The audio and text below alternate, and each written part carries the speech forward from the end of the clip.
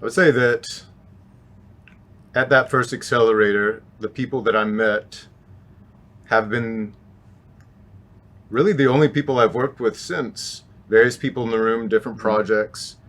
Yeah, the majority of the money I've made in the past 3.5 years came from people I met in that room. They weren't all deals that happened that day. The first deal I did was with you. And I've worked with at least 3 other people I met that day over the years. I think Keith was at that accelerator also. Yep. Yeah. And what's important about that, I think, is that it wasn't that everything happened at once, right?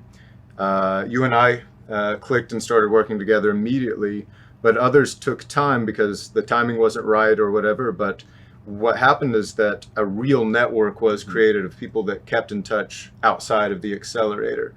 And some things came to bear for both of us. You met people there that you didn't work with for 2 years, and then you built businesses around some of the best stuff that you're doing now. Yeah, absolutely. Yeah, we actually had a deal. Our first publishing company partnership was with Roger and Connor with Wealth Press, came together at that accelerator that you and I met at, and we kind of sat down. It was during one of the sessions. I can't remember what you called it, but it was like speed dating, Doodling. Yeah, deal doodling. That was it. And it was like, hey, sit down with someone and just talk about ways you could work together. And I know we sat down and they said, hey, we just started a publishing company, and we told them, we said, look, we can either we can be an affiliate, we can be kind of a super affiliate where we white label something, or we can try to partner and build something together. And we went with that route. And I think Angel was at that accelerator as well.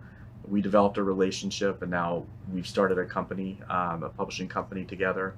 Just lots of traffic relationships that we've met, and it's not like you go and have to do a joint venture, but just things of working together or joint projects, or like, hey, let me introduce you to this person. Well, that's the thing. There's the secondary networks, because our friend Christian wasn't there, but he had a relationship with you, and we 3 did something, and I've since done things just with Christian.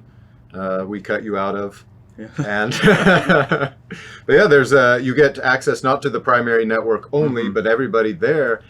Generally, the type of person that's showing up isn't just that they're a deal maker in their own right, and so there's levels there that you'll have access to. Yeah, and 2, I think like you'll bring people in.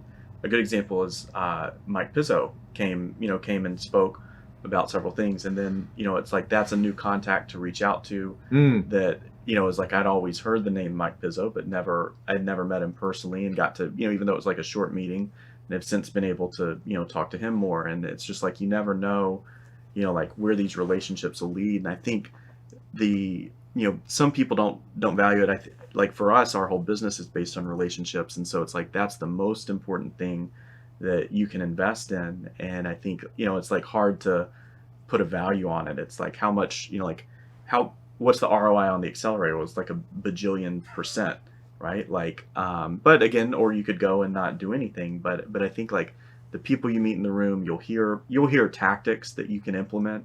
I know Roger heard someone talk about emailing, and they're like, you should email your list this many times more a day. And with his business previously, he's like, I'm going to go try that.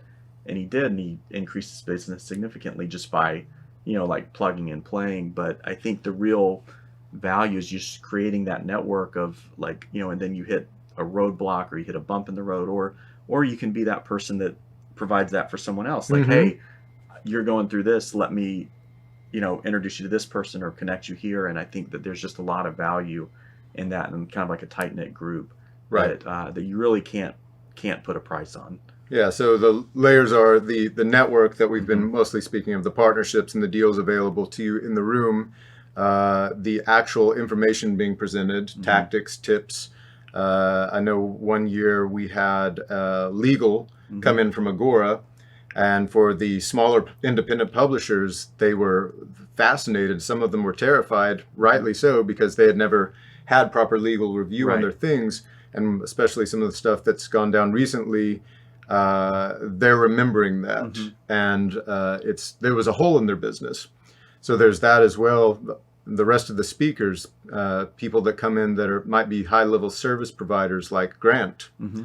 I think he spoke originally, and then he's become just a regular fixture Mm-hmm. of this. So right there, you've got access to a world-class top media buyer that was not in any of our circles Mm-hmm. previously. Yeah, so the network, the partnerships, the information and knowledge being presented, and introductions to more service provider type people as well. And the the copy when you do copy run throughs, Mm. like where it's like, hey, well, let's put your promo up and have probably the best financial copywriters in our space run through it and tell you what they would do differently. And that's a really cool thing of or hearing how did this company that went from 20 million to 100 million, how did they overcome their customer service issue or their scaling issues? And it's just interesting to hear from like all stages of business and experience, and it's a very high quality.